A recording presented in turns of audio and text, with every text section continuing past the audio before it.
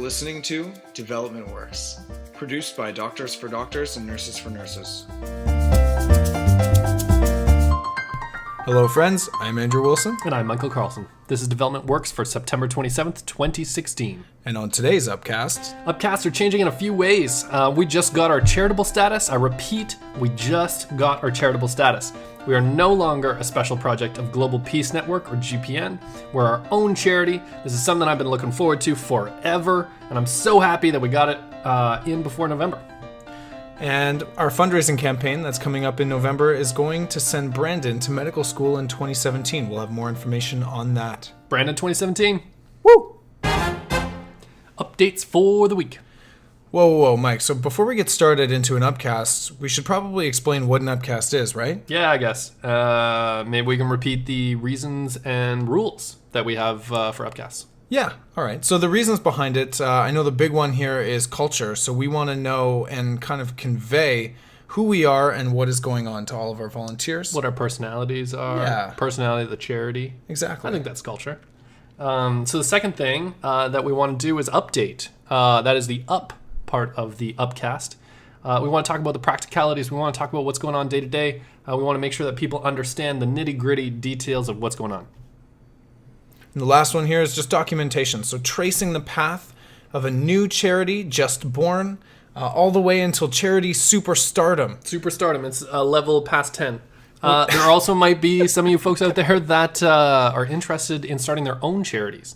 So we can let you know what's going on there. So we've got rules for the upcast as well. And that's really just so you can hold us accountable, so the charity can be held accountable and be transparent. And that's in line with our culture. I always say we want people that are low drama and solutions oriented. So we are going to be fully transparent and upfront in this upcast. And that's really the sole rule that we have. All right, but let's still keep them short and sweet with only the most important information. Sounds good. Well, you're up. So over in programs, policy, and applied research, this is basically the stuff that's happening on the ground in Nicaragua. I've been in contact recently with all of our students, and I'm happy to report that all is going well. So Brian and Kimberly are working hard in medical school, and our hopeful new student, Cindy, is also doing very well. Now, Brandon is getting ready for the fundraising campaign that's going to be happening in November because he knows when it is, and he's looking forward to a successful campaign. Probably, Mike, I'd even say more than we are. Definitely more than us. So other than that, because of our new charitable status, we are updating our partners and our status and getting some new contracts to be signed as well. Mike here, the Director of Canadian Operations. So generally in operations, we're hiring lots of roles, mostly in events and communications. And our fundraising team is planning on our November crowdfunding campaign. That's coming up soon. In strategic operations, this includes HR, finance, legal, and information technology. Amanda, the Director of StratOps, is back in town, and boy, are we glad to have her back, so welcome back, Amanda. We're looking once again in StratOps for a talented accountant or financial professional to help us with our work, so if you know anybody, please send them our way. Over in Outreach, this includes communications, events, and community groups. Jalal, the Director of Outreach, has been hard at work laying the foundation for a number of new hires who are hopefully going to be joining us in the coming months here. Also in events, Jacqueline, one of our events managers, has been helping to coordinate a number of get-togethers, including our upcoming party this Sunday. We'll talk more about it later. And that's going to celebrate our new charitable status. And everyone is welcome, so come on down. Also in Outreach, it's worth mentioning that the University of Toronto Scarborough campus club that we have as part of Doctors for Doctors and Nurses for Nurses is well into its term. It's had many successful volunteer get-togethers so far, and they are expanding their membership like crazy, so congrats to them. Over in fundraising development, this includes fundraising and grants. Props to the grants team, led by Will and Melina, for all of their work and applying for some cash. Hopefully those come through.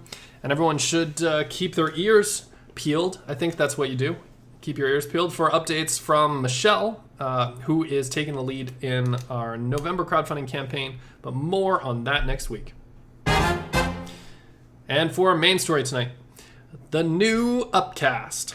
So of course, with our new charitable status comes a new era. Doctors for Doctors and Nurses for Nurses is stepping up its game and changes are afoot. Now for these upcasts, that means we're making a weekly upcast to be released on Wednesday. We're making these upcasts shorter, focusing only on major events and happenings within the charity. and we plan to get to the point fast.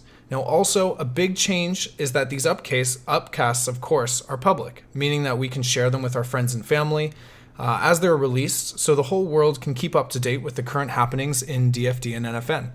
Some other more logistical pieces for the volunteers that are listening to this now is that our charitable status means, of course, lovely news, but it's also some more lovely work coming down the pipeline. And some of that work I'm just going to outline here.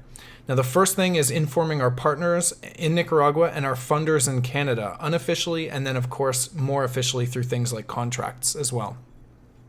We also need to assign a dissolution agreement with the Global Peace Network, and of course, thank them tremendously for their help and assistance. We also need to change things like our orientation slides, our website, our social media like Facebook and Twitter, and even redo things like our corporate social responsibility package or our fundraising package that refers to us as a special project. Now, we also want to sign up for new and free fun things with our new charitable number, things like Tech Soup and Space in Toronto that we can get access to with our charitable number, things like Salesforce to help us fundraise, or even human resource websites to find new volunteers. Now, more through tracking of meeting minutes, we also need to make sure that we have all of that in order, and that are also in order is our calendar deadlines with the Canada Revenue Agency. Now, we also need to transfer money from GPN to our new Doctors for Doctors and Nurses for Nurses charitable account. Now, I will continue to sit on the Global Peace Network board for a smooth transition as DFD and NFN exits. And lastly, we need to start applying for our U.S. charitable status as we have much more access to grants and sponsorship opportunities because the U.S. seems to give more resources to charitable work in Nicaragua than Canada. Right, Mike? Funny how that happens. Must be because they're closer. Reminders for the week. Our public event to celebrate our new charitable status is coming up on Sunday, October 2nd at 6 p.m. onwards. That's at our place, Andrew and Mike's place. Everyone is welcome. Bring your spouse, bring your grandma, your goldfish, bring some food. We're going to have food there. Lots of music to be had. That's at 545 Sherburne in Toronto. Contact us if you're interested in coming out. We'd love to have you. And also reminders for this week, it's just for our volunteers. We've got another event, brainstorming and board games, because we like words that start with B, will be happening on Thursday, October 6th for volunteers. So check the volunteer page for more information. And that's everything for this week's episode of Development Works. Thanks for listening. And this is Andrew and Mike signing off. And remember, if you don't make mistakes, you're not working on hard enough problems. We're just going to go conventional on this one. Steady as she goes, Mike. Steady as she goes.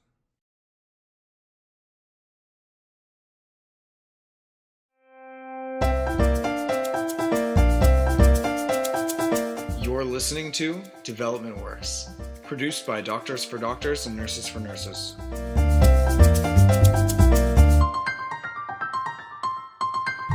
Hello, friends. I'm Andrew Wilson. And I'm Michael Carlson. This is Development Works for October 3rd, 2016. And on today's upcast... Money, money, money! And bank accounts. As a new charitable organization, Doctors for Doctors and Nurses for Nurses is getting its accounts in order. What banks are best for charities? More details on that in this episode. And also on this week's episode, did someone say crowdfunding? Michelle, our Assistant Director of Development, did. Now, she's hard at work pulling together the crowdfunding campaign for November, which is actually just 1 month away. Updates for the week. Now, in programs, policy, and applied research, I got to speak with Kimberly recently over Facebook, and I have some good news there. So she's currently getting ready for exams, and she's also apartment shopping with her cousin for a new place to live as a medical intern for a placement in a town called Jinotepe. It's a small town in Nicaragua. It's actually the first town I visited in Nicaragua and fell in love with the country through that. She's also feeling healthy and is excited to finish up this year, which will actually be her last year of major studying. And the next years are more just for clinical placement. So she's pretty happy about that. That's all good. Mike here, the Director of Canadian Operations. Jalal is a hiring machine, generally in operations, and I am continually impressed by our fundraising squad. That includes our managers and the grants team, so thanks for them. In strategic operations, this includes HR, finance, legal, and IT. We are pivoting on the legal front currently as Jessica, the Director of Legal, is very busy. Thanks to Amanda for taking up the slack. Much appreciated. As well, in strategic ops, we're designing the process currently for submitting work to our IT departments for all those wanting to submit work, wanting to get some computer and techie stuff done. And finally, we are currently finding a team of accountants to manage our millions of dollars of monopoly money. And outreach. This includes communications, events, and community groups.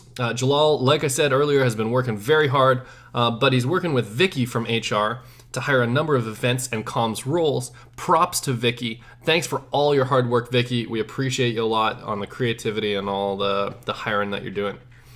Over in events, Jacqueline is helping Michelle in fundraising with events for crowdfunding in November and for that crowdfunding campaign. And I am helping the university students bring together 50 students, that's right, 50 at University of Toronto Scarborough that applied to join our student club over there. So that's exciting. Over in fundraising development in the ops side, this includes fundraising and grants. Grants is looking at multiple grants to support student clubs in Canada to do work with DFD and NFN in some additional capacity. So hopefully we find some money there. And I got to give thanks to Michelle, Tay, and Peter, who are amazing every week. They meet with me in some capacity to build our team and grow our ability to fundraise for students in Nicaragua. Thank you.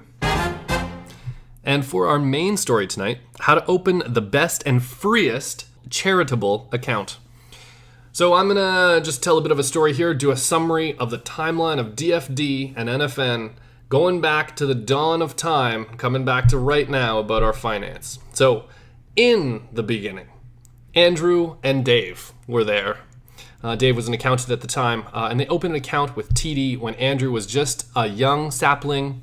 He was scrawny and tiny. I was 21. Yep, just had no idea what was going on in the world. Anyways, they get together. Andrew wants to do some good, raise some money, send some kids to medical school. And so they just open an account together, a joint account. They're paying, I don't know, how much are you paying for that? $5? $6, I think, something around there. $6 a month. Fair chunk of change. That was with TD. With TD at that time. So that's kind of the first phase. They go along a few years in that. They pay TD a bunch of money, I would say inappropriately, to just house their money while they're trying to collect it and send it down to Nicaragua. So then I actually get transferred the cash as I come in a few years later, and I hold the cash in my account because there's no really better place to put it. Don't want to pay TD. Who's going to put it under their mattress in a shoebox? Andrew thought about it, I'm sure, but we didn't do that. So I have the cash. And then when GPN, Global Peace Network, adopted us as a special project, that's when we could actually put our cash into their account. Now, there were some tricky parts to that. It was great. The relationship was beautiful over the 2 years. But there was a few things tricky about just our cash flow, our management of cash. And so basically, we had lack of control. We didn't have access to it. We also found it really hard to communicate around how much money we had, how much was in different accounts. We couldn't see when donations would come in because obviously GPN can't give us access to their accounts. So especially in an online platform. So finally, flash forward to last week when we become a charity and we get our charitable status. Andrew and I are super pumped. Everyone is pumped because we can now open some bank accounts in our actual name. So we go out and we start investigating. We talk to different accountants. We talk to credit unions first. We've been told that they're the best. But it turns out that even at Meridian, one of the leading credit unions, we still had to pay like $30 a month to have an account on all the accounts that we wanted. So we decided to pull back and look at our options. So from there, we got the idea that I should actually go downtown, that this would be the most efficient way, that I just go downtown into the main offices of all of the big banks, and I just talk to them individually around what types of accounts that they can open for us, and maybe we can try to swing something for free here. So we go through. The first bank I sit down with was CIBC, and we need two simple accounts, a Canadian account and a USD account, and that's because we're dealing, of course, in American dollars in Nicaragua. Now, CIBC was going to charge us $8 a month as a charity.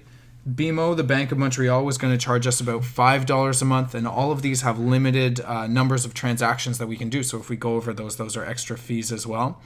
TD was either $4 a month or $10 a month. That was probably our second best choice. And then I sit down with a nice young woman at Royal Bank, and she suggests something called a small business e-account with RBC. So which is actually, it's a free account as long as we do all of our banking online. We can open a USD account for $9 a month as well. But get this, they waive the $9 fee if we have $2,500 in our account at least. So as soon as we have $2,500 USD, we can put it in there and all of our accounts, our Canadian account and our USD account will be free. And we have unlimited transactions because we're doing them ourselves online. So this was a fantastic thing that came across our table. And it was even better than the RBC's offer for what they usually give charities. It's called a RBC community account. This was even way better than that. So for any type of organization or even a small business, I highly suggest looking into this e-account through RBC because I think it's going to save us a lot of money. And reminders for the week. We will have a public event coming up, the kickoff to our crowdfunding campaign in November. That should be on November 3rd. We'll get our campaign started in the right way with a bang and a huge party. And just for our volunteers, we have an event called Brainstorming and Board Games, and it'll be happening on Thursday night. That's this Thursday, October 6th, for volunteers only, so check out our volunteer page for more info on that. And that's everything for this week's episode of Development Works. Thanks for listening. This is Andrew and Mike signing off, and remember, if you don't make mistakes, you're not working on hard enough problems.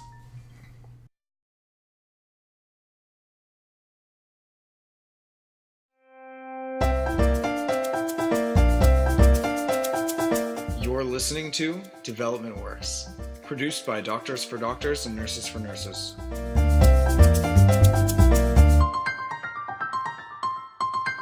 Hello friends, I'm Andrew Wilson. And I'm Michael Carlson. This is Development Works for October 12th, 2016. And on today's upcast, Slack. It's a very important piece of technology that DFD NFN uses to keep us on task and move efficiently. So we're going to explain exactly what it is, how we got it, and how we use it coming up on this episode. And we just received our first major grant of $2,500 from the Ontario Secondary School Teachers Federation OSSTF, to support our for short. Students. Yeah. Thank you to them. Updates for the week. Now, in programs, policy, and applied research, on the ground in Nicaragua, we're currently confirming essential information for us to move forwards. So this includes how our students are doing in school, how much longer they expect to be in school for, how much, if at all, their costs are expected to change for the following years, and of course, gathering information to assure our students have a smooth transition into residency, now that that's happening soon. Now, when I say our students, I'm usually just speaking of Brian and Kimberly, but now I'm also speaking of future Brandon as a student, as we need his information for the upcoming crowdfunding campaign. We hope to make Brandon a full DFD and NFN student by early 2017. Mike here, the Director of Canadian Operations. So generally in operations, we're gearing up hard for the crowdfunding campaign in November. Everyone is on board, but are you? In strategic operations, this includes HR, finance, legal, and IT. HR has found us some great candidates for comms and is looking for a recruiter for themselves to help find even better people for the organization. Over in IT, Amanda is flushing out the priority list for their work. And in finance, we're switching over all our fundraising platforms to our new accounts. Those are at RBC. Thank you, RBC. Over in our outreach, this includes communications, events, and community groups. Jalal, the Director of Outreach, has now hired a marketing manager and Director of Communications. We're very much looking forward to working with Kirsten and Jen. And in events, Jacqueline is helping to organize our big event for the crowdfunding campaign, and she is doing some great work. Mad props to Jacqueline. Thank you so much for just keeping it together. And the student club at the University of Toronto Scarborough, UTSC, is absolutely rocking it and has recently applied for a few $1,000s from the University of Toronto to help them run some important events on campus, and you folks are amazing, so keep up the great work. Over in fundraising development, this includes fundraising and grants. First, in grants, you folks rock for getting us $2,500 for our students. Yeah! That's all you guys. Thank you so much. And second, grants will be doing weekly updates on Slack. So this is a new thing. If you're on the grants team, we would like you to answer a few questions each week to keep your team accountable and to keep the directors informed of your progress in general. And over in fundraising, Michelle, Tay, and Peter have been hard at work on the campaign, the crowdfunding campaign starting November 2nd. We'll be contacting every current volunteer to ask them for their support to sponsor our new student, Brandon. So look forward to Andrew and or myself contacting you over the next 2 weeks. And for our main story tonight, Slack. and why it has played such an important role with our team. So Andrew, what is Slack and why does DFD NFN use it? Well, Mike, Slack is a communication application. So as the website says, Slack is, in quotes, team communication for the 21st century. That sounds nice. It acts as a replacement for email, file sharing, conference calling, storage, file backup, and even group chat all in one place. And most importantly, because it's all in one place, it makes everything run with an incredible efficiency. What doesn't it do, Andrew? No, I'm kidding. DFD NFN uses Slack as an all-encompassing internal communications device. So we keep in touch between volunteers and directors, as well as to stay focused and on task. So here's some cool stuff that we do with it. So first, it automatically backs up all our info. So we actually use it to store long-term records. And secondly, it serves as the records for our board of directors minutes. This is something that we have found, so we don't have to record any of our major decisions. They're all recorded in Slack, and that is a legally binding channel that allows us to make decisions. Thirdly, it really gets rid of that email overload bonanza that every nonprofit and organization suffers from, getting like 100 emails a day. We cut that radically by putting it all on Slack, and all the communications is up there. And then finally, the integration with all sorts of different plugins, Google Drive, Dropbox, whatever, just make things go real fast and really efficiently, as Andrew was saying. So, Andrew, how do we get Slack as a charity? We actually got it early 2016, and it's been working like a dream since then. Because we are a charity, they allowed us to apply for a full account for free. So this is part of their charitable giving, and thank God for that, am I right? Thank God. Now, a service that if we were paying in full for, it would actually cost us around $200 per month. But this, of course, depends on how many volunteers are using the system at the time. So we are very, very grateful to Slack. There is a free version. It's limited, doesn't store long-term, but we definitely recommend even the free version to other folks. So, Andrew, who's on Slack currently, and how can volunteers join if they're not on it? So everyone who's volunteering with us in any official capacity should really be on Slack. We should all be in the same network and therefore communicate on a regular basis. But seriously, if you're a volunteer and you aren't on Slack, call me right now. You can find my phone number on Slack, which really defeats the purpose, I guess, of me saying go on Slack. But anyways, get on Slack, because you should be on Slack and using it regularly. And you should also know that we can tell who's on Slack and how much you use it. So for example, last week, only one account became inactive. And in total, our team sent 591 messages. So we get all sorts of stats like this. But Andrew, what channels are really important for most volunteers? Now, on a side note, what's also really cool about that tracking thing is that it tells us which emojis we're using the most. I just love that function. That's cute. Now, the most important channels for everyone to be on are the general channel and the random channel. These two channels the general channel serves to keep everyone informed of large events and happenings, as well as information we want to share with each other. Now, the random channel is more for things like other jobs or events or posting or information that we may be interested in that's outside of the organization. And other than that, each account for Slack is as unique as each volunteer. So many volunteers want to belong to the Manager's Updates channel, for example. That's kind of like the managers post in on Friday, and it acts as the heartbeat for the organization. So you get to see what everyone is working on. But for some volunteers, that overloads them. It's too much information, and they choose to stay off it. That's okay. You get the option to see the information if you want. And all volunteers usually belong to one or two groups or channels that pertain to their specific domain or team. In fundraising, there's a fundraising channel, there's a Nicaraguan programs channel, whatever it might be. So lastly, thank you, Slack, for being the glue or the mortar that holds our sweet, sweet bricks together. And reminders for the week. We will have a public event coming up, a kickoff for the crowdfunding campaign in November. Should be Thursday, November 3rd. And we will get our campaign started in the right way with a big party. And that's everything for this week's episode of Development Works. Thanks for listening. This is Andrew and Mike signing off. And remember, if you're not working on hard enough problems, you don't make mistakes.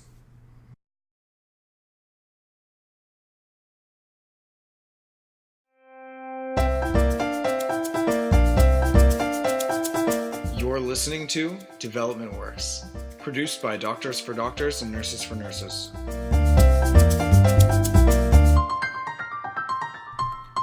Hello friends, I'm Andrew Wilson, and I'm not Michael Carlson. He'll be joining us later for his update from a distance, and this is Development Works for October 19th, 2016. And on today's upcast, why Nicaragua? I can't even express how many times I've been asked this question from people hearing about the charity for the first time, or volunteers that I get to work with. And the answer is multifaceted, and I'm going to explain all of that today. And also, we transferred our funds from GPN's account officially to the new DFD and NFN charitable bank account with RBC. And we are soaring out of the nest now, and the wind feels good in the hair. Updates for the week. Now, over in Programs, Policy, and Applied Research, with Brandon's school amounts getting finalized and totaled, and the charity gearing up for the campaign, Communications is currently working on a message that we have to send Brandon and our local partners, FHAB, very soon.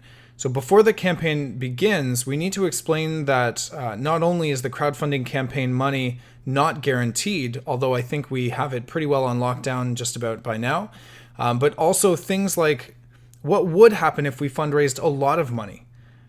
We have to explain exactly how much is going to Brandon and why it's going to him. And it must be communicated before the campaign so everyone on the ground understands the possible outcomes before the money comes in. That avoids a lot of potential confusion and conflict, and those messages are being translated right now and sent out ASAP. Mike here, the Director of Canadian Operations. Generally in operations these days, everything is about the crowdfunding campaign coming up in 2 weeks. Over in Strategic Operations, this includes HR, Finance, Legal, and IT. Ed's team in HR is putting together our internship framework, which is exciting so we can get some new interns. And in Finance, we've transferred all of our funds over to our new bank accounts at RBC, so we can now see where all our money is. Over in Outreach, this includes communications, events, and community groups. Jalal has been working closely with Andrew to ensure our comms in Spanish are clear before our crowdfunding campaign starts. And Jacqueline in Events has still been working on our event on November 3rd, so that should be a great success. Over in Fundraising Development, this includes fundraising and grants. The grants team continues to impress by submitting another small grant and working with our student club to find them funding opportunities. And in fundraising, Tay and Michelle have been working their butts off coordinating the crowdfunding campaign, writing info blurbs, writing emails, and of course coordinating all the calling of everyone in DFD NFN, because we want to speak to everyone about how important this fundraising drive is. And for our main story tonight, I'll be walking through the great question, why Nicaragua? So this question is interesting for me because how I answer it actually depends on who I'm speaking to and how they connect to the cause. Now, the most common question is, why Nicaragua? As in, why did you go down to Nicaragua in the first place? And for this, it was simple because I, Andrew Wilson, the founder of the project, decided to travel to Nicaragua in 2008 for fun, but ended up working in Nicaragua with a physiotherapist named Maria. I traveled back to Nicaragua in 2010 because of my personal connection with Maria, and through her, I actually met a young leader who was from a rural community that lacked access to rural healthcare. And coincidentally, they wanted to set up their community and become a medical doctor to contribute in any way they could. They wanted to save lives and prevent or eliminate easily curable disease through treatment and education. And from there, the rest is history. So that explains why Nicaragua. But some people ask, why Nicaragua? As in, why does this model work in Nicaragua? And for this, Nicaragua is a great country for DFD and NFN's current model to be in, because many rural communities lack access to essential healthcare services on an ongoing basis, and Nicaragua has a good education system for training medical doctors. It's also a safe country that we can expect our graduated doctors to stay in, not only because of some weird force or strange commitment that they made, but because they genuinely love where they're from. And the place is absolutely beautiful. I mean, Spanish culture also, just on a different note, has a very strong relation to family ties. And I think from my experience with Canadian culture, it's definitely stronger than what we're familiar with. And that translates into youth wanting to give back and become leaders in their communities more. So this setting is basically ideal for how our model works, not because we made the model and then fit it into the country, but because our model was actually shaped and sculpted from Nicaragua entirely. Our model works in Nicaragua because it basically is Nicaragua. But, and this is the last one, some people ask, why Nicaragua? As in, why are you only working in Nicaragua right now and not anywhere else in the world? Now, there are other countries that need medical doctors in rural areas. Heck, I think Canada is even included. But working in more than one country when an organization is just getting going, from my experience, is a recipe for disaster, generally speaking. I certainly have been a part of organizations that have spread themselves out over all over the world, treating international development like a game of Risk. And my only feedback is that they are not nearly as effective as they could be. And they spend most of their time putting out fires that they accidentally create. We could expand and work with our exact model currently in countries surrounding Nicaragua, like El Salvador, Costa Rica, Guatemala, Honduras, and we've actually had opportunities to expand in these directions. And you know what? Maybe one day, way down the line, we will get there. But let's keep it simple. There are so many people in Nicaragua who want to build this with us that we don't have plans to expand outside of the country anytime soon. Nicaragua also has a very complicated political landscape to navigate, and for the security of the project and for our current students, we need all of our eyes and ears in Nicaragua for now. And reminders for the week, we will have a public event coming up, a kickoff for the crowdfunding campaign in November, and it should be Thursday, November 3rd. We will get our campaign started the right way. It will be held at Grossman's Tavern here in Toronto, and it looks like it's going to be a hit. And that's everything for this week's episode of Development Works. Thanks for listening. This is Andrew and not Mike signing off, and remember, if you don't make mistakes, you're not working on hard enough problems.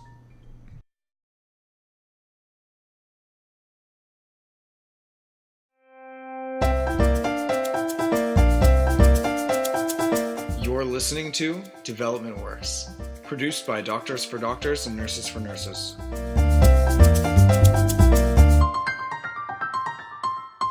Hello friends, I'm Andrew Wilson. And I'm Michael Carlson. This is Development Works for October 26, 2016. And on today's upcast, I want Brandon to go to medical school in 2017 so badly. But how do I fundraise, you may ask yourself? Well, that's the main story tonight, and we will dive into this question, giving you the tips you need to help Brandon. And a crowdfunding campaign is coming up soon, set to debut with a soft start on November 2nd and a hard start on November 3rd. We are going to raise 32,000 loonies in a period of 3 weeks. Woo! Updates for the week. In programs, policy, and applied research, currently with our Nicaraguan students, we are constructing the database to rule them all. As our programs on the ground continue to expand, so must our efforts to keep everything organized and in one place. The team is currently coming together to get this organized and finalized to make reporting easier for funders, reports, and predicting future students' costs on the ground in Nicaragua. This is going to make everyone's life within DFD and NFN much easier, and I am excited to see this document come to light. Thank you very much, Julia, for taking the lead on this essential document, and honestly, thank you to everyone else for pitching in so much. Mike here, the Director of Canadian Operations. Generally, in operations, there's a crowdfunding campaign. That's a big deal. And I hate video editing. Personal update there. In strategic operations, this includes HR, finance, legal, and IT. Amanda, the Director of Strategic Operations, is reviewing our legal structure and still working with IT to build a project framework. Also in strategic operations, shout out to Ed and his team, who are doing phenomenal work as always. Over in outreach, this includes communications, events, and community groups. Jalal is working to train our new hires in comms and working his butt off to coordinate messaging for the whole campaign. In events, our entire team is getting pumped for the opening night of the campaign this coming Thursday, November 3rd at Grossman's Tavern on Spadina and College in Toronto. Invite all your friends to a fun night of music, comedy, and prizes. And the university students over at UTSC are searching for funding and connected recently with our grants team, thanks very much to Will for that, to plan out a strategy so that they can work more closely together. And over in fundraising development, this includes fundraising and grants. Well, what a surprise. Everyone is working towards a crowdfunding campaign there. So let's get on with talking about what that actually means. And for our main story tonight, how to be the best fundraiser you can be. And we will take you through the ins and the outs and the do's and the don'ts and the ups and the downs and the lefts and rights and everything that you need to know about fundraising that Andrew and I have been through with respect to the last couple of years. And we've been successful enough to get to this point, right? Yes. Yeah. Yeah. So let me, Mike Carlson, the Director of Operations, take you on a scenic tour through everything you need to know to do your best in fundraising. And together we're going to get Brandon in medical school this coming year. So here we go. Andrew, can you lead us off? Sure. Thanks, Mike. So first, it's essential to know what resources you have access to. Now, DFD and NFN is a great team of over 60 volunteers that all have a hand in our development in one way or another. Together, we've created important resources that make everyone's life easier. So the most important thing that I wanted to get across here was that you need to know what it is that you're fundraising for. His name is Brandon, and he's lovely. His full story will be released when the video comes out, but in short, it's this. He grew up in Ostionel, which is a small town in the very southern parts of Nicaragua, right on the border with Costa Rica, with his family, which includes his mother, his father, and his younger kid brother. His father works as a fisherman, which has variable income depending on the season, and his mother runs a convenience store out of the side of their house, and the kids help out when they're not in school. And this is enough to comfortably sustain the family with a home, nutritious food on the table, and enough money for an important household amenities like a stove, running water, a television, and of course, like almost everyone else in the world has now, a cell phone. This does not give them enough to pay for higher education, i.e. Brandon's medical school. And with no loans available from the banks in Nicaragua for students like Brandon, this is his shot at going to medical school. Now, he's a leader within his community, and he volunteers his time to help with really important things like controlling the local mosquito populations with his father. We initially met Brandon in 2015 and wanted to sponsor him right away, but didn't have the funding to do so, so we had to put him on the wait list. Now his time has come. His family has been so dedicated to his education that they actually sold many of their belongings to push him forward into his first year of medical school, but now they need our help. They don't have the resources to do this again. And this is really important to make clear because I just confirmed this personally with Brandon just the other week. Brandon will not be able to continue medical school and graduate as a medical doctor unless we are successful in this campaign. And that is something to really sit with and get inspired by. Thanks, Andrew. But if you truly want to help send Brandon to medical school, here are 4 steps as recommended by our fundraising team at DFD-NFN to help make this happen. So first, we want to get comfortable. We want to ease into this idea of asking your friends and family for money. Now, this is often a big deal and can be super uncomfortable for some people. But the reality is that you never get money if you don't ask. And it's really as simple as that. When I asked my networks personally 2 years ago, I was nervous at times, and I asked absolutely everyone, people that I hadn't seen in a really long time. But I had people come out of the woodwork.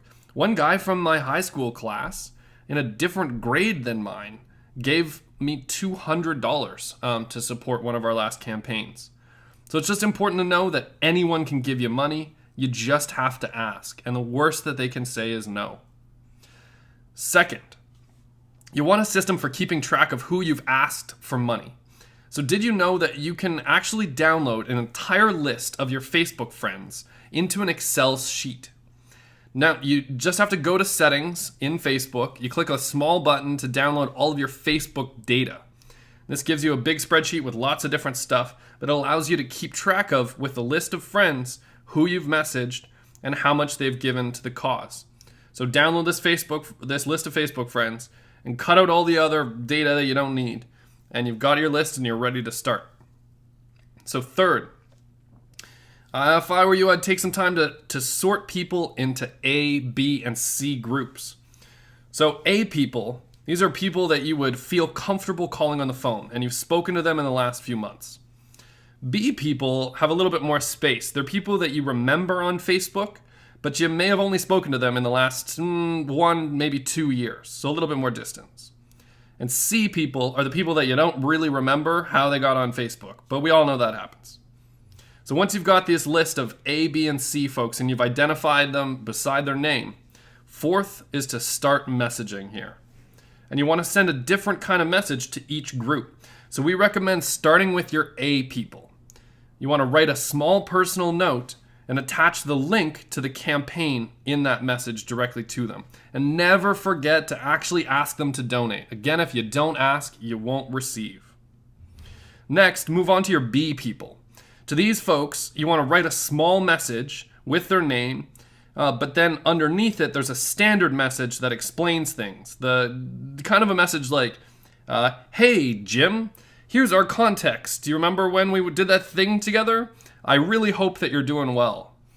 And now here's a preloaded message about Brandon, the medical student, and I'd like to ask you to donate and for your help, because it would mean a lot.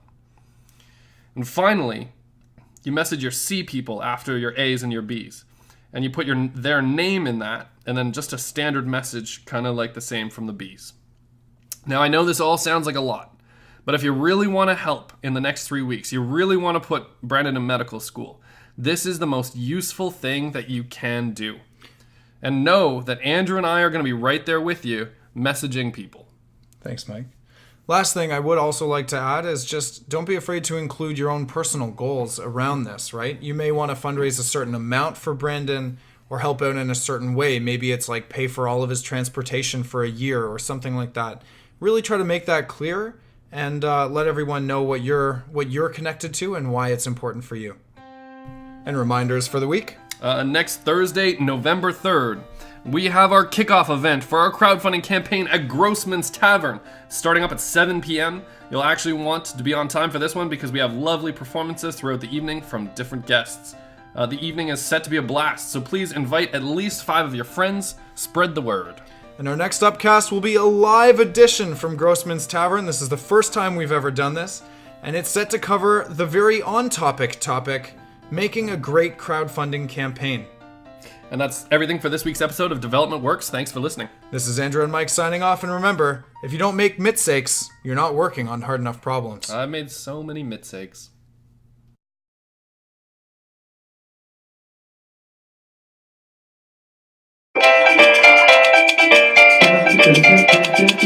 You're listening to Development Works, produced by Doctors for Doctors and Nurses for Nurses.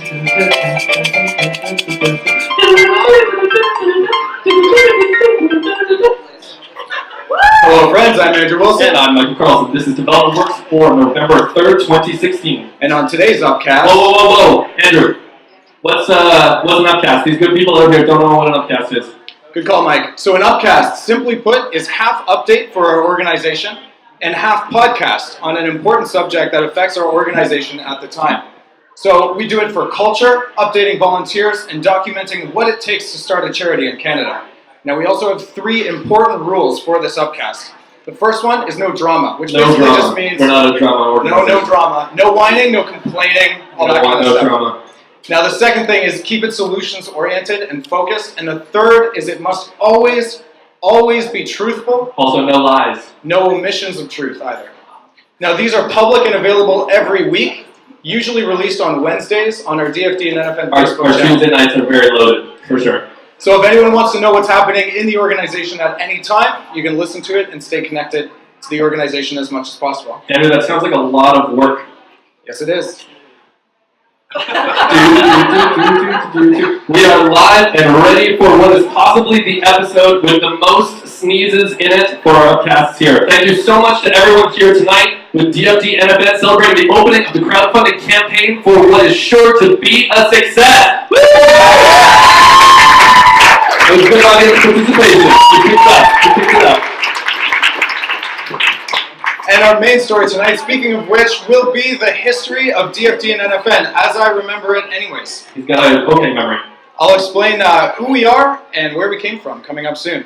But updates for the week.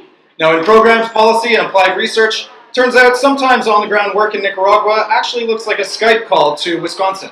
That's right, our local partners have an American-based all-volunteer board of directors in the United States that oversee the finances and logistics of the organization. Getting to increase our connections in multiple ways like this with our local partners on the ground in Nicaragua is essential for us to be able to work together and build great support systems for our Nicaraguan medical students. So our board is going to call their board, and we're going to have a double board meeting soon to continue to build a strong and successful partnership. Mike here, the Director of Canadian Operations. So generally in operations these days, we're doing a fundraiser, if no one has noticed. That's pretty much in general where we're at. In strategic operations, this includes HR, finance, legal, and IT. We're really redesigning everything these days. Well, not everything, but definitely HR and legal are going to get a facelift. And more details to come from our Director of Strategic Ops, Amanda. Amanda, shout out. Where's Amanda? She's in there! Yeah! We are currently investigating tax receipts, how to give them, so we don't go to jail. In outreach, communications, no jail, events and community groups. Jalal, who's in charge of outreach, is still trying to find some communications and events specialists. So if anybody in this room knows any people who want to volunteer, especially communications, events people, please let us know, or someone at the front or official looking. And our student club and outreach, the University of Toronto Scarborough, is busy rallying its expanding list of volunteers at their chapter, looking to plan some events at the Scarborough campus soon.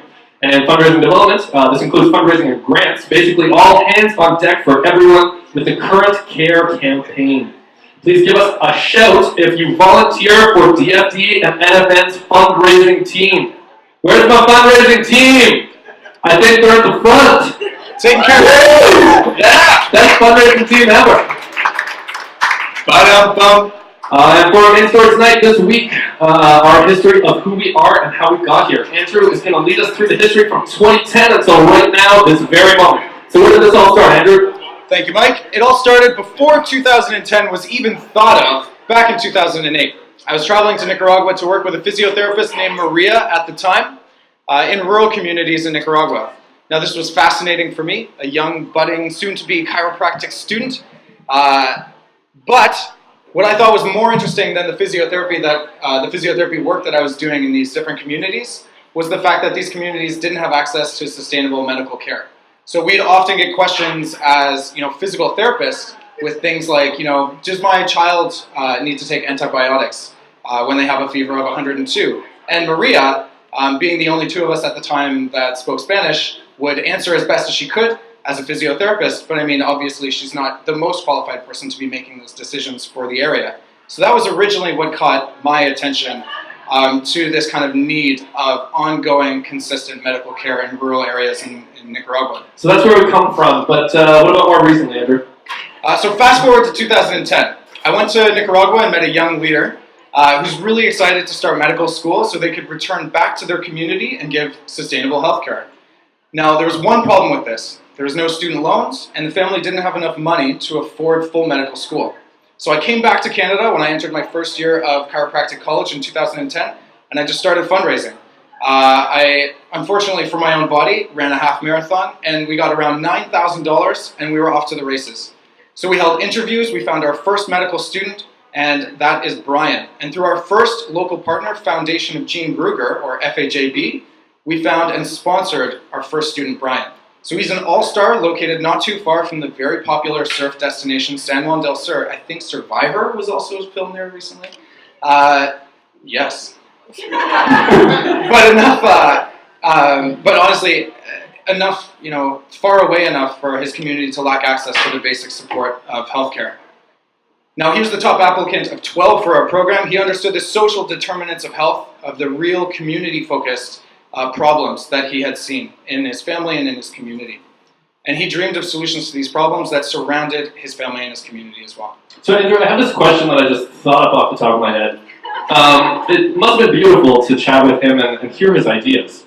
Yeah, we originally stayed in touch via letters through our local partners, and it was great, but thank God for Facebook since then. Response times are a little quicker.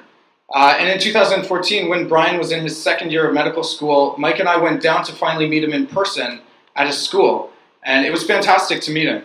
He sat in on some important meetings at the time we had with his school and further developed and strengthened our plans to get more students like Brian into medical school in Nicaragua. So soon after that, we had our fundraising campaign, which you remember, in 2014. I remember a lot of sleepless nights. And that was to get our second student into school, Kimberly.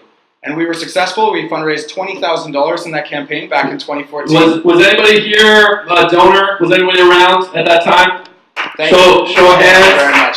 Thank you for being around for a couple of years. Now, Kimberly is a fantastic student, and we were very happy to support her. How's Kimberly doing now? So she's now in her third year of medical school. She's doing really well. And we've since also received a few grants from different foundations in Canada that want to support her medical school. And really help her support her as she continues to develop solutions to healthcare in the rural communities that she works in. And now in 2016, we went to Nicaragua again, and we met Brandon in person. And I'm happy to say that he will be our third student after November when we fundraise enough for him to complete his education. And just about up till this point, we worked with another charity named Global Peace Network. Brian, one of the members, might be coming a little bit later. to get all this done, but I'm very happy to say that we became our own official registered charity in the summer of 2016. So I guess there's that also. Thank you.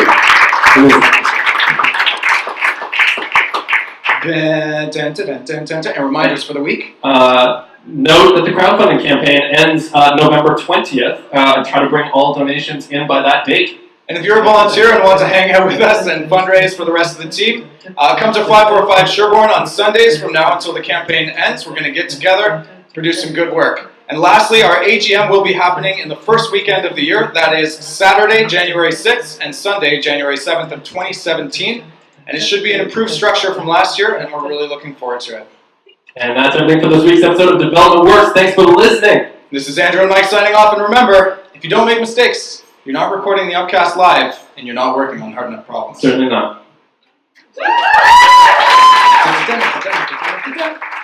yeah.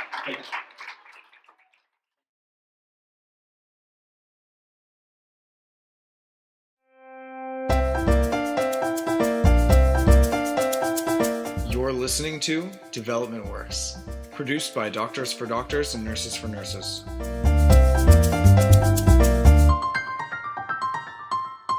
Hello friends, I'm Andrew Wilson. And I'm Michael Carlson. This Development Works for November 9th, 2016. And on today's Upcast... Well, I don't know if you know this yet, but there's a campaign. We have reached $6,400, but we need your help to get the rest, and this will not happen without your continued efforts and support.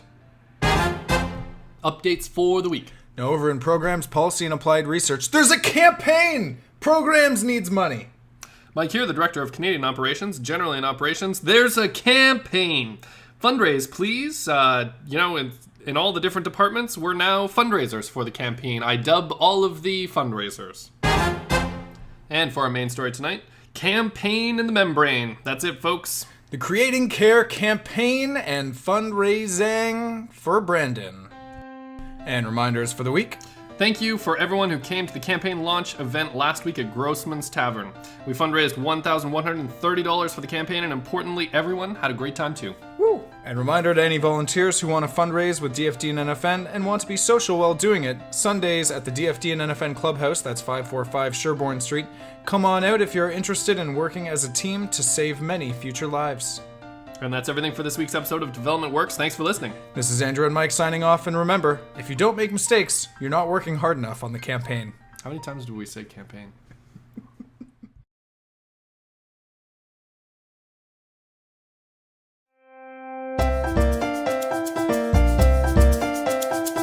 You're listening to Development Works, produced by Doctors for Doctors and Nurses for Nurses.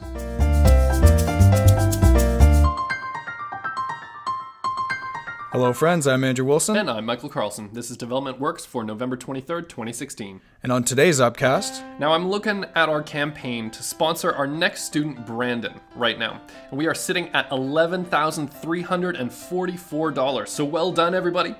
We are trying to get all the way to $26,000, and we are almost at 50%.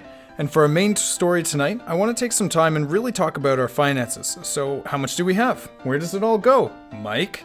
I want us to be as transparent as possible about these, and I want everyone to understand the power of the Canadian dollar and exactly why DFD and NFN is seeking out money currently.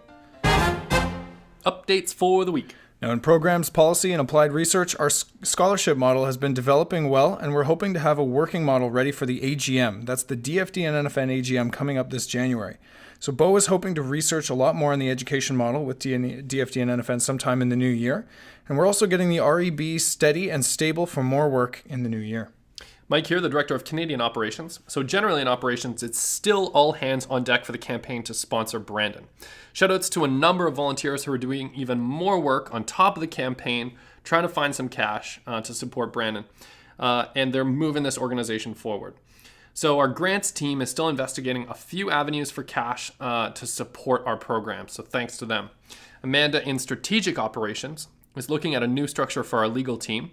Jalal in Outreach is looking to set up our communications team for the long term. And finally, our university club is wrapping up their school term and rallying students out at UTSC to support our student Brandon. And for our main story tonight, let's take a stroll through what everything costs in Nicaragua for Brandon going to medical school. Some of the costs may actually surprise you. So all the costs that we talk about today, of course, will be in Canadian dollars. So let's lay down the yearly costs to send somebody to med school in Nicaragua. Yeah, let's. So overall, we got $6,400 for a full scholarship for 1 year to go to medical school. Obviously, there's some variation, but in general, here's the breakdown. So about 50% of that goes into actual tuition for the year. And in Brandon's case, at UCN, what does this stand for? Universidad Central de Nicaragua. That sounds lovely. So that's his medical school in Nicaragua. That's $2,600 and about 50% of that $6,400. So what else do we have on the docket? So obviously Brandon needs somewhere to stay. He needs a dorm room of some kind in the city of Hinotepe, which is where that school is. So that's about 15% of the overall cost, about $960 to put Brandon up in a room for the whole year. So another $700 on top of that is the room as well as the board. So it allows him to eat healthy meals, to feed his brain, to stay active and stay going to class. So that's another $700, about 11%.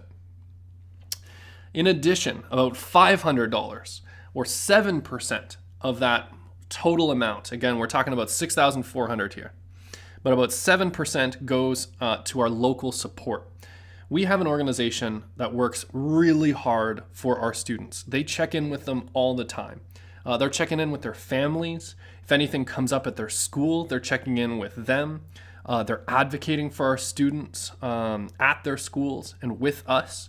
And so we pay $500 a year to ensure that our students stay safe and that we have locals who understand their context. That's about 7%. Best $500 I've ever spent. We love the Gene Berger Foundation. They're incredible and they work so hard. Another 5% goes to Brandon's books, supplies, photocopies, all of that stuff that you gotta go to school and pay for. The unexpected costs / expected to be too much sort of costs. So let's talk about something like a reality in Nicaragua is as well that medical textbooks, if anybody out there has taken a science class, you know that textbooks can be like $200-300 for some complex, big, thick ones. Textbooks are like $120 Canadian in Nicaragua. That's a huge barrier. And so that's why there's so much money, that $500 a year goes into this books. Another $500 of the $6,400 goes into an emergency fund.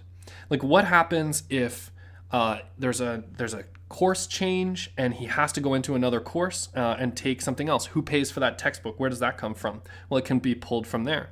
What happens if, knock on wood, somebody gets sick in Brandon's family and he has to go home and take a little bit of time off? How does that factor in? Well, that comes from the emergency fund. Or what happens in the case of the exchange rate? When at one time the Canadian dollar was at par. I remember those days when our whole thing was 25% cheaper. Oh, a chocolate bar was only like 5 cents. Back in the day. It was amazing. So what if the Canadian dollar dropped from 75 cents to 65 cents right now?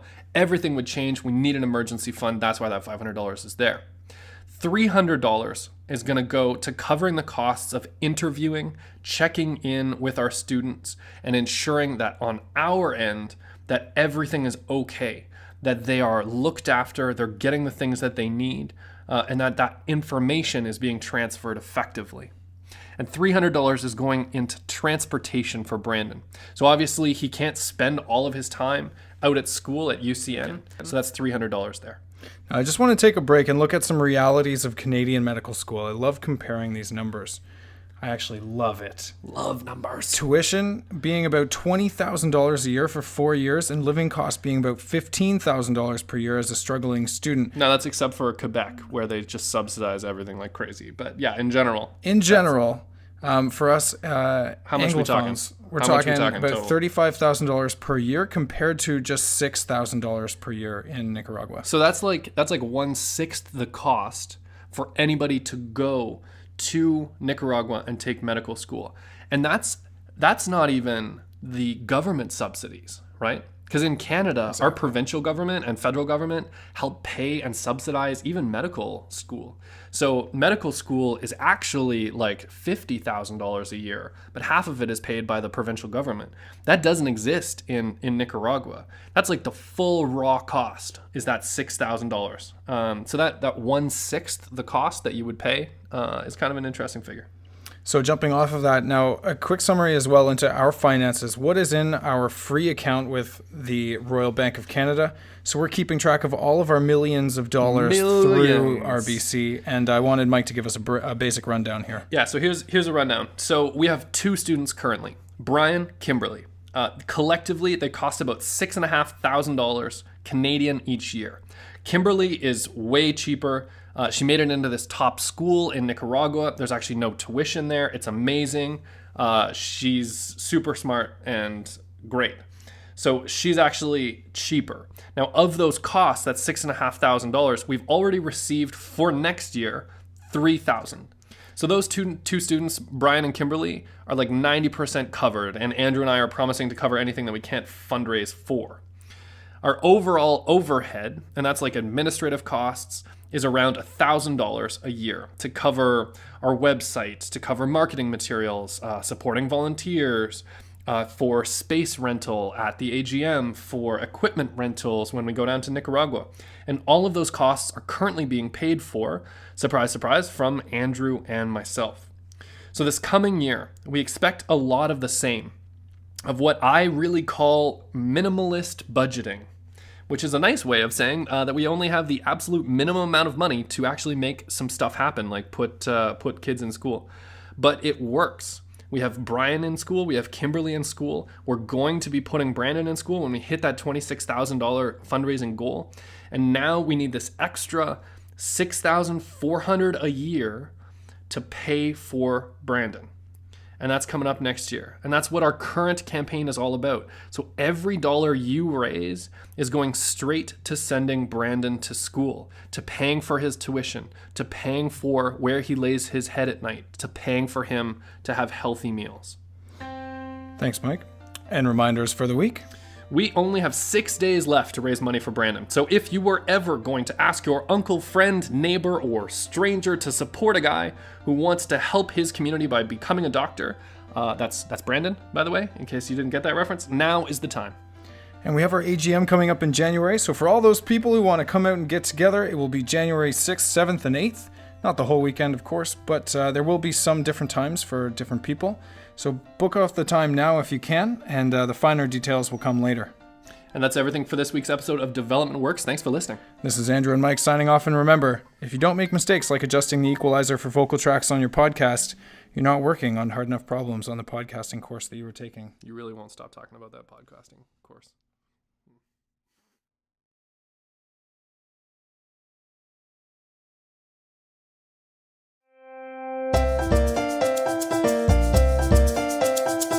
You're listening to Development Works, produced by Doctors for Doctors and Nurses for Nurses.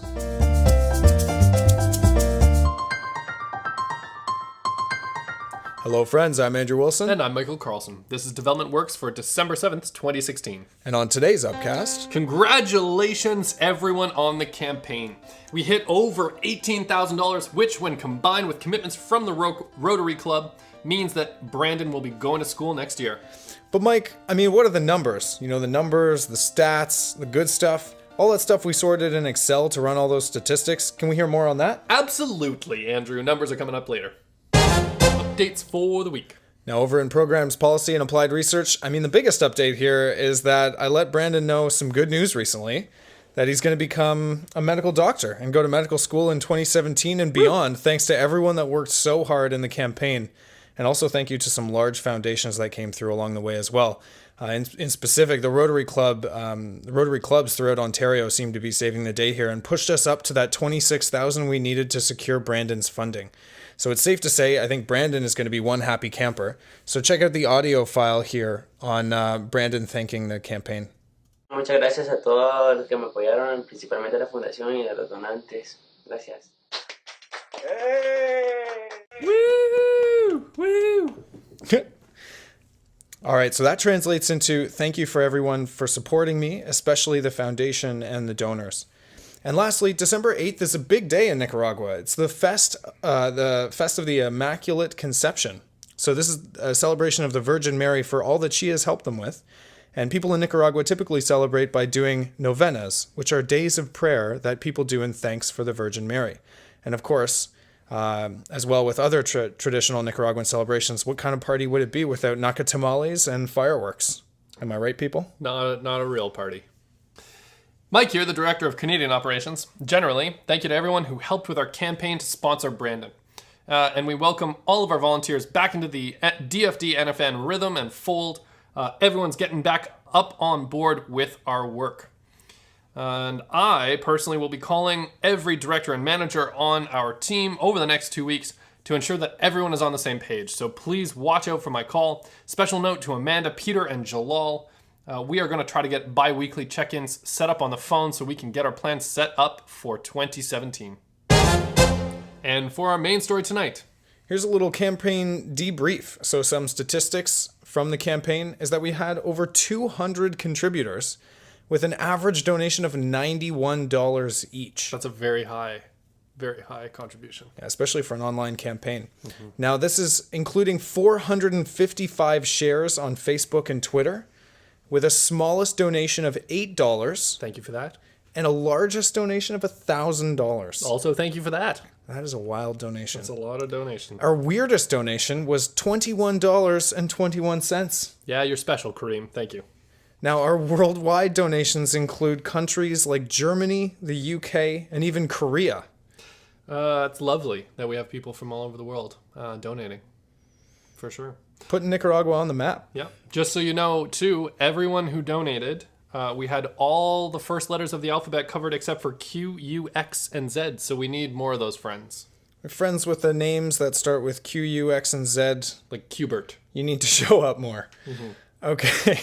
Now on Facebook, we also had 14,000 people engaged through our posts over the term of the campaign, which is an absolute honor. Yeah, and thanks to our comms team and Michelle and Tay and everybody who helped out with that.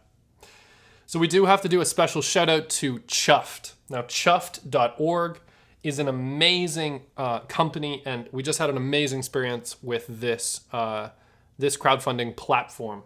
We did tons of research, looked at all of the options in Canada and abroad. In the end, it was actually Michelle, so props to her for coming through Thank you. to find this random company out of Australia who might have been the best nonprofit fundraising tool ever. So let's talk about some highlights here. First, easy setup. This was crazy easy to put together. The donor experience was similar to Indiegogo, which was also amazing, considering that there were 0 fees given to us. Now, this is like unheard of in the industry. There's a few with 0 fees, but their functionality is so much lower. So Chuffed blew us away on this. The money that was donated came through to our bank accounts right away, easy to set up. They used credit card collection from Stripe, if you know or care about that. And complete control of all of the parts of the campaign were given to us throughout the entire campaign. Like in the very last day, hilariously, the site went down and did some weird stuff in those final hours. So we actually were able to extend it for a day, an extra 24 hours, and we hit our goal. Yeah. So there's also finally an infinity mode, which sounds amazing, and it is because we're able to leave our campaign up until the end of time. And people can continue to donate to that campaign or through that mechanism forever. So again, thank you so much to Chuffed. I mean, who knows? Maybe we'll get a ridiculously large donation in like 10 years just by leaving that open. Someone will just get confused and think, wow, we love Brandon. Here's hoping. Yeah, here's hoping. And reminders for the week. Volunteers, please reach out and check in with your manager. It has been a while, and if you've been distant during the campaign or busy with holiday prep or exams or schoolwork or working just solely on the fundraising like by yourself, your manager would absolutely love to hear from you, so please reach out. And for everybody here, we have our AGM coming up in January. That's our annual general meeting, and it's classically been the first weekend of January, which this year in 2017 will be the 6th, 7th, and 8th for us directors. And there is one thing that is important and different this year, Mike. What is that? Well, we have our volunteer appreciation night on Sunday, January 8th from 6 p.m. onwards. So every volunteer from DFD and NFN is welcome to come out and enjoy an evening of authentic Nicaraguan dinner and good times. More to come on the details later, but please book off the night of January the 8th and 2017 in the meantime. And we have a holiday special upcast coming up. Andrew and myself will be reflecting on our favorite and most memorable moments of 2016, and we might even sing a few Christmas carols before the holiday break. So, holiday upcast special, now a thing. We'll be sending that out closer to the end of December. And that's everything for this week's episode of Development Works. Thanks for listening. And this is Andrew and Mike signing off, and remember, if you don't make mistakes, you're not working hard enough to fund another medical student in Nicaragua. Good.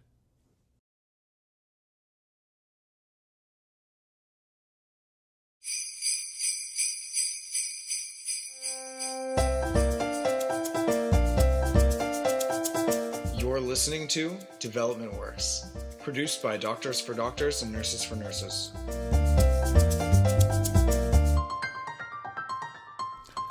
Hello, friends. I'm Andrew Wilson. And I'm Michael Carlson. This is Development Works for December 19th, 2016. And on today's upcast, Holidays are here for many of us, and we wanted to thank and celebrate with all of our listeners and volunteers at Doctors for Doctors and Nurses for Nurses who tuned in to the upcasts throughout the year. and we have our Santa hats on, and we are ready to share some of our thoughts on the year of 2016. So curl up next to the Yuletide fire with us. Updates for the week. Now, over in Programs, Policy, and Applied Research, Brandon had his first medical patient in a hospital just the other day, and we have a photo of that up and running that he sent our way recently. And then Brian and Kimberly have finished their schooling for the year, and they are doing well. They're both excited to welcome Brandon to their team. We also had a meeting with the board of the Foundation of Gene Brugger, or FAJB, and we are working on refining their local healthcare clinic volunteering that facilitates their re-entry into their respective communities as medical doctors as much as possible. Mike here, the Director of Canadian Operations. So a few specific updates for the end of the year 2016. So first, we are busy planning for the AGM in January, and we look forward to seeing everyone out, all of the volunteers, for the afternoon of Sunday, January 8th. So keep that in your calendars there. Second, Andrew was actually featured in the Huntsville, Ontario newspaper called the Huntsville Forester. For those that are searching for that, with an article detailing his work with DFD. This is super cute because it's his hometown. As well, it's also important because as we build more online references, our website SEO increases, and maybe even one day we'll have a Wikipedia page to ourselves. And SEO stands for Search Engine Optimization. And Wikipedia stands for Wikipedia. Third, the Rotary Club of Bowmanville came through in a big way this year in the recent weeks. We just received a check for $2,000 to support Brandon. So that just came in the mail. We're so grateful for their support, and hopefully we can continue to count on their support in the future.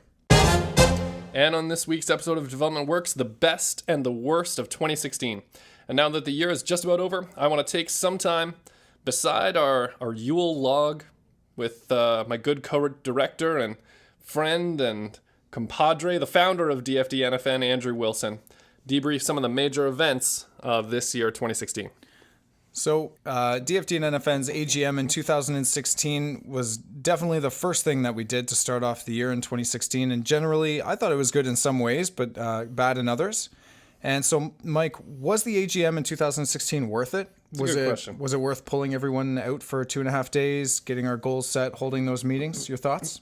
So, in general, I mean, as director of ops, I really appreciated the AGM and getting to see people. I'm an extrovert. Getting to connect, getting to do all sorts of different team building exercises. But, some of the good things was the team building, everybody getting to meet each other, getting on the same page. But some of the bad things were actually the cost. So it was pretty expensive to feed people, to bring people out. The stress of the time commitment on many people who have families, that just made it a lot harder for them to come out and spend that time. And then also, many of the teams actually didn't find that time useful. So all in all, we've really taken that feedback, we've compiled it and tried to do our best to pare down the time commitment of next year's AGM, pare down the costs, and increase all of the good stuff that was happening. So we learn from our mistakes. Let's talk about another highlight of the year. So many of our teams right now are actually on pause. And that's just one of the things, one of the realities of 2016. Our communications team, our finance team, legal, lots of the teams on ops, due to a number of reasons, everything from finance, it's been very difficult to find and keep an accountant around. So if anybody knows accountants, please let us know. But we've gone through a number of accountants in finance, and that's been tricky. Same thing with legal. Lawyers are busy and they have all sorts of different time commitments. So these teams are on pause. As well in data sciences, programs and policy on the research side, it's been tricky to find people, and we've really wanted to restructure. So again, in terms of learning from our mistakes, why are these teams on pause? Why have they been on pause for so long? That's really our human resources learning. And we're going to try to take that learning forward. Now, many teams also came together. So I know grants has come together in a really big way. We got our first grant for a student this year, and that was huge for 2016. Yeah, that was huge. And the grants team is just kicking butt. Will and Melina and everybody on it. Yeah, just doing a fantastic job. Yeah, and 2016, if you remember, was also the year Ed took over HR. Yep. That was just this past year, and he's done an absolutely fantastic job Ed, there. it feels like you've been around forever. And I hope you will be. Mm-hmm. And till the end of time. Another thing that's going to happen, or that happened this year, was the Toronto Eglinton Rotary Club gave us $2,500 for Brian. So this relationship we've been working on for a really long time, and finally came through, and we got approved by their World Service Committee. And hopefully we'll be getting more money from them in the future, but we're going to see how that goes. And we also put together our research ethics board between Canada and Nicaragua. That was intense. It was very intense. It was a great learning experience.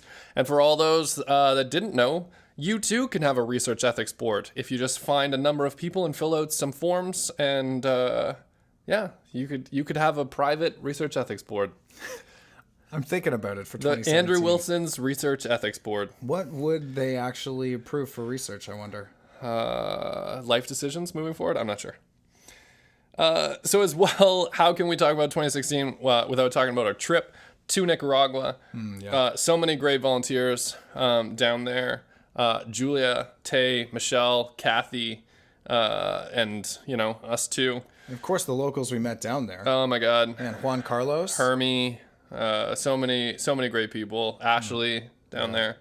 So highlights included hiking a volcano, almost getting eaten by lava bears on there. If you haven't heard about the lava bear, it's almost extinct. Exists on a volcano. We'll do that in another pod or upcast. Also meeting students and their families was incredible down there. Meeting Brandon, collecting media of our students. Also, we got to meet with the Women's Collective up in the north in Esquipulas. And, we definitely went dancing for the first time in Managua as well. I love dancing. And, man, dancing in Nicaragua and Managua was super fun. They have fantastic street vendors. That was like a highlight for the entire thing. Yeah, the queso, late night queso. Yeah. Queso means cheese. Yep. So we also obtained our charitable status and left GPN in 2016, which is a massive feat. I think we submitted in February. We got our official stamp approval in September. Yep. Man, that was a lot of work. About a year and $1,000 later, give or take, we are a charity. And we set up our free bank account with RBC. Remember that day I went downtown and just hustled all the banks? Yeah, Andrew's just wheeling and dealing with the bankers. And no, but we got free banking with RBC, so everybody should also get RBC because it's incredible that it's free. Yeah, the online banking account was a big win. Yeah.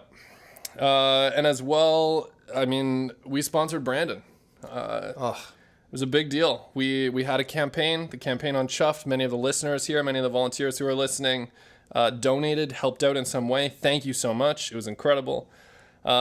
Big thanks to Chuffed as well, the website. Great organization. Yeah. Man, they're out of Australia. Again, no platform fees. This is one of the greatest crowdfunding platforms that we've ever seen. So totally recommend it. Yeah, and we had 200 donors from all over the world. And lastly, that Rotary Club coming through for the extra $2,000.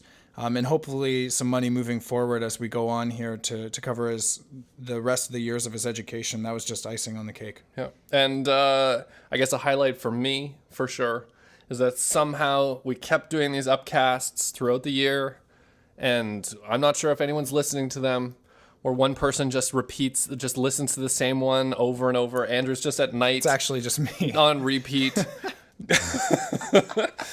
And then we're not talking to anybody. So I'm just talking to Andrew. And reminders for the week. So for all volunteers, we're asking you to just take some time off. It's been a tough campaign. It's been a good year. We've got the AGM coming up in early January 2017. It's a new year.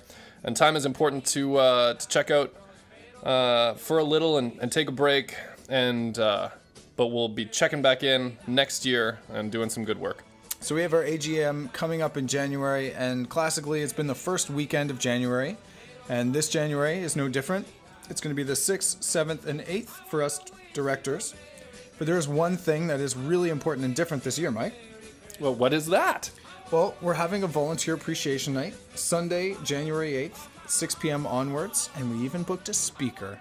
So every DFD and NFN volunteer is welcome to come out and enjoy an evening of authentic Nicaraguan dinner and good times. More details to come on that later, but please book off January 8th, 2017 in the meantime. And that's everything for this week's episode of Development Works. Thanks for listening. This is Andrew and Mike signing off, and remember, if you don't make mistakes, you're not working on hard enough problems.